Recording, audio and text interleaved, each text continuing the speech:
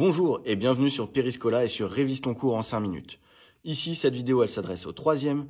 Il s'agit du thème 1 d'histoire, chapitre 2, démocratie fragilisée et expérience totalitaire dans l'Europe de l'entre-deux-guerres.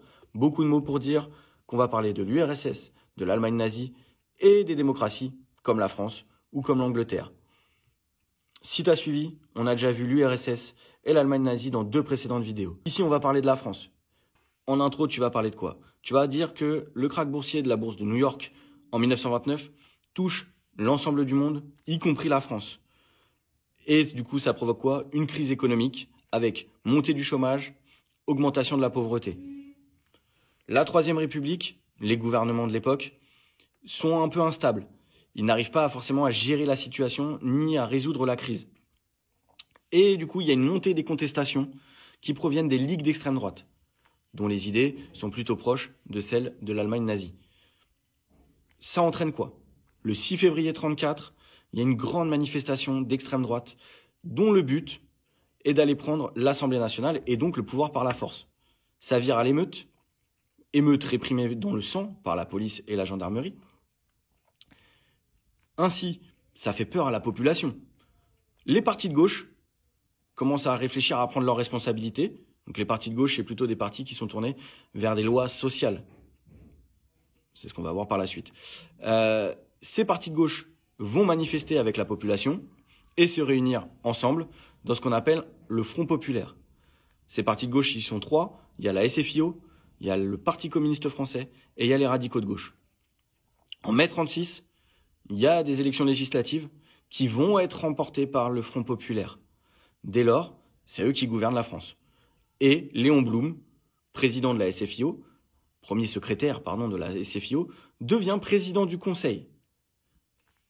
Les ouvriers, pour fêter tout ça, se mettent en grève pendant 1 mois. Tout mai 1936, il y a d'énormes grèves, avec occupation d'usines. C'est un temps festif, mais qui vont aboutir à ce qu'on appelle les accords de Matignon. Dans ces accords de Matignon, le Front populaire met en place des réformes sociales. Une révolution, les congés payés, 15 jours. Avant, les ouvriers ne pouvaient pas partir en vacances puisqu'ils n'avaient pas les moyens. Dès lors, ils vont être, avec les congés payés, ils peuvent partir en vacances pendant 15 jours tout en étant payés. Ils voient leur semaine de travail réduite de 48 heures à 40 heures. Ils voient également des augmentations de salaire. Ils voient plein de petites réformes sociales au niveau des syndicats et toutes ces choses-là. Donc c'est révolutionnaire. Et c'est un grand moment d'euphorie. Mais un moment d'euphorie qui va être de courte durée.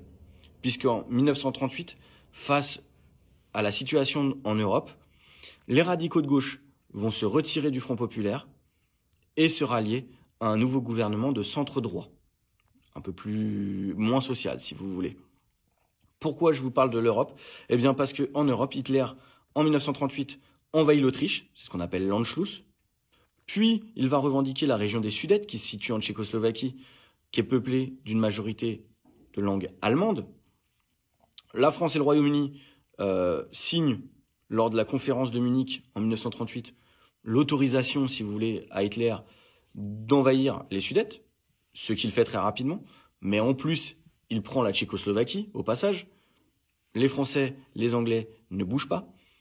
La même année, en Espagne, Franco prend le pouvoir et se rallie plutôt à Hitler.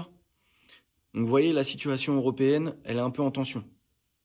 Et puis les Français et les Anglais ne veulent pas rentrer dans la guerre.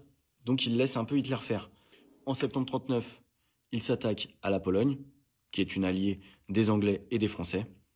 Dès lors, ils ne peuvent pas laisser faire. Et ils déclarent la guerre à l'Allemagne le 2 septembre 1939. Et c'est le début de la Seconde Guerre mondiale. Voilà pour la conclusion de ton développement construit. J'espère que ces 3 vidéos t'auront été utiles. Et puis moi, je te dis à bientôt sur Périscola.